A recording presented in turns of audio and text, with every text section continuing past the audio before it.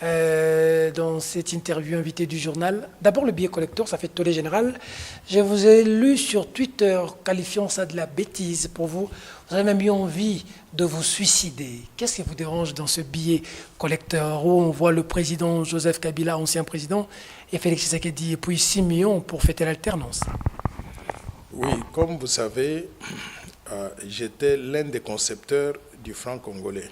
En 1997-98, nous avons travaillé d'arrache-pied à la demande de l'ancien président, M. Laurent Désiré Kabila, pour concevoir une nouvelle monnaie, le franc congolais, en remplacement du Zaïre monnaie.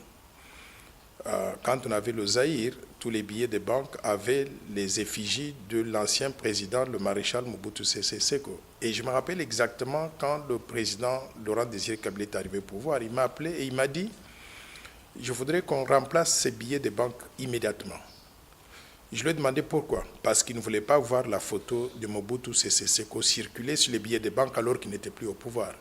Nous avons engagé des réformes et nous avons engagé des dépenses pour remplacer cette monnaie par une nouvelle monnaie. Et j'ai fait beaucoup d'efforts pour arriver à le convaincre lui-même que la nouvelle monnaie, le franc congolais, ne devait pas avoir la photo du président en poste. Pourquoi? Parce que si on arrive à changer le régime d'une façon ou d'une autre, le nouveau président pourrait être tenté de remplacer la nouvelle monnaie, de remplacer l'ancienne monnaie par une nouvelle monnaie où il mettrait sa propre photo. Donc, ça engagerait des dépenses continues pour le pays, des dépenses qui sont inutiles.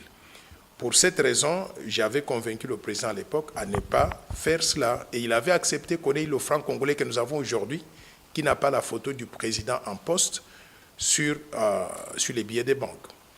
Aujourd'hui, quand j'ai vu ce billet qu'on présente comme étant un billet de collection, qui a déjà une valeur faciale de 10 000 francs, je pense que c'est un ballon d'essai.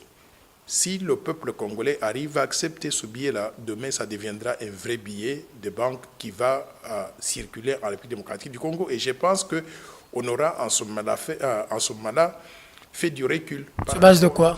On aura fait du recul par rapport à ce qu'on a déjà réalisé. On a déjà réalisé le fait que les billets de banque en RDC n'ont pas la photo du président en poste.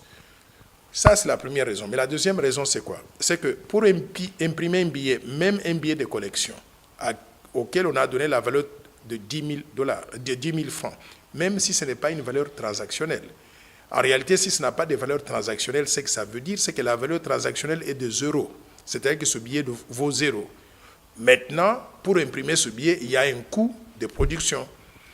La différence entre le coût de production et la valeur réelle, la valeur du billet, qui n'est pas la valeur faciale donc de 10 000 francs, mais la valeur réelle donc de 0, ça nous donne déjà une charge négative qu'on met sur le trésor public. Pourquoi engager des dépenses qui coûtent cher au trésor public alors qu'on aurait pu utiliser cet argent-là, l'argent qu'on utilise pour imprimer ces billets, on aurait pu l'utiliser pour financer la gratuité de l'enseignement, pour réhabiliter l'hôpital, par exemple, les cliniques quinoises qui sont derrière le Grand Hôtel et qui sont complètement délabrées. Par exemple, pour augmenter les salaires des enseignants, j'ai visité quelques écoles comme le collège Bonsomi où j'ai trouvé des enseignants de très haute facture qui ne demandent qu'une seule chose, qu'on puisse les payer correctement pour qu'ils puissent se concentrer aux efforts de développement du pays, c'est-à-dire en enseignant les enfants correctement. C'est pour cela que je voudrais demander au président de la République, Félix-Antoine Tshisekedi, de ne pas commettre cette erreur-là. L'erreur, c'est à quel niveau? C'est parce qu'il y a le visage de Kabila, c'est ce qui fâche? Non, je ne veux pas qu'il y ait des photos du président de la République lui-même actuellement, qui est en poste, ou son prédécesseur. On connaît les conditions dans lesquelles son prédécesseur est parti. Vous croyez que les Congolais seraient contents de voir aujourd'hui l'image de Kabila sur les billets des banques? Je vous dirais non. Il y a peut-être des gens qui ne veulent pas dire la vérité, mais je vous dis, c'est que le sentiment que le peuple congolais a, ils ne veulent pas voir la photo ni du président Félix-Antoine Tshisekedi, ni de son prédécesseur. Sur base de quel sondage? Vous avez fait un sondage pour dire des choses comme ça? Non.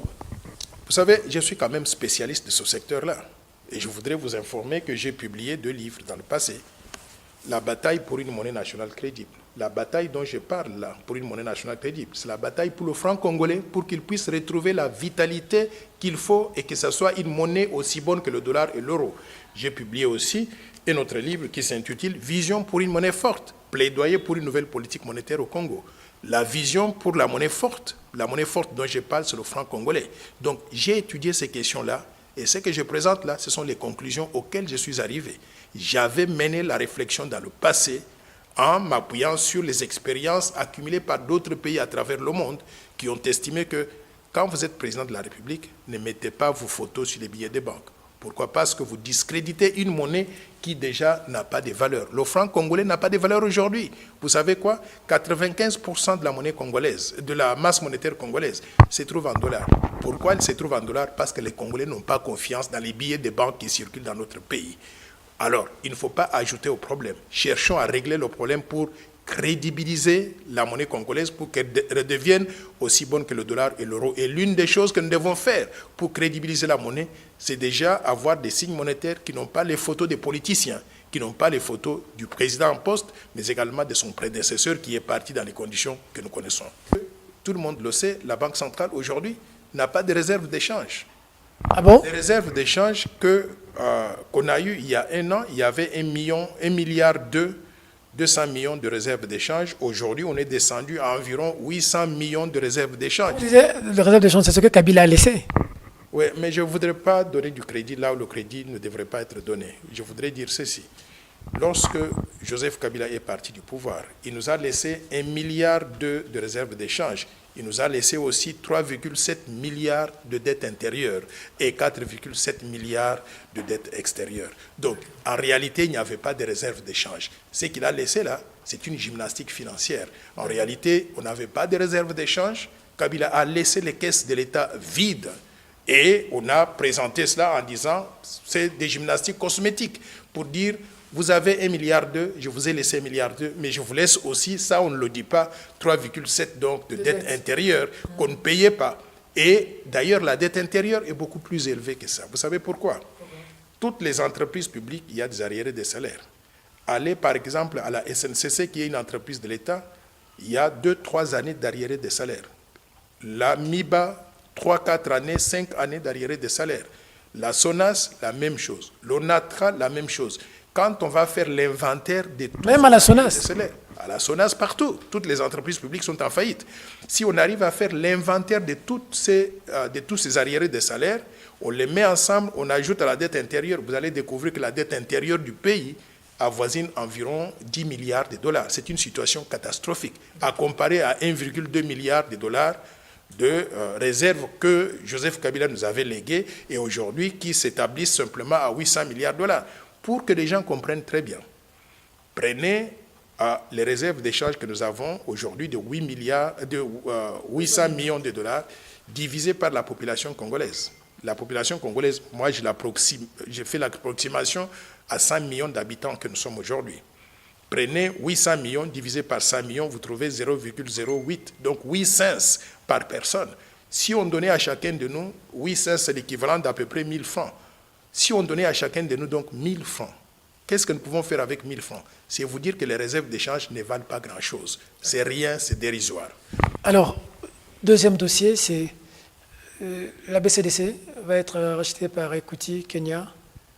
Danger ou meilleure chose pour le pays? Moi, je crois que c'était un manque de vision pour nous en tant que Congolais qu'on vende la deuxième grande banque du pays à Equity Bank du Kenya. Et je vais vous dire pourquoi. Déjà, Equity Bank du Kenya, c'est une banque étrangère. Nous avons aujourd'hui environ 15 banques commerciales en République démocratique du Congo. Toutes les banques appartiennent aux étrangers.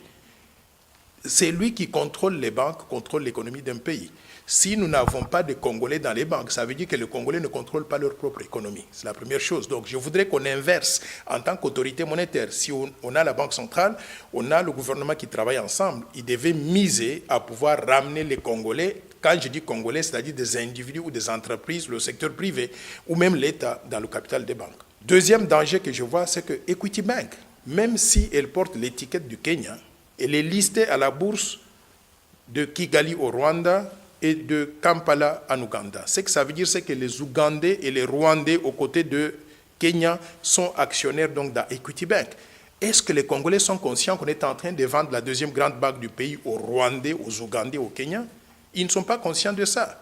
Donc, je voudrais attirer l'attention de la perte de contrôle de notre système bancaire, mais également de notre économie au profit des Rwandais et des Ougandais à côté donc des Kenyans. Nous voulons aller dans l'intégration africaine, mais il faut que ce soit une intégration africaine où nous n'entrons pas avec des pieds liés. Parce que nous allons bientôt à la communauté d'États d'Afrique de l'Est. Mais il faut qu'on se pose tout le temps la question de savoir qu'est-ce que nous, en tant que pays, nous avons comme rôle à jouer dans cette intégration-là. Si nous allons simplement avec des pieds liés, des mains liés, avec des yeux bandés, c'est-à-dire que nous sommes des aveugles.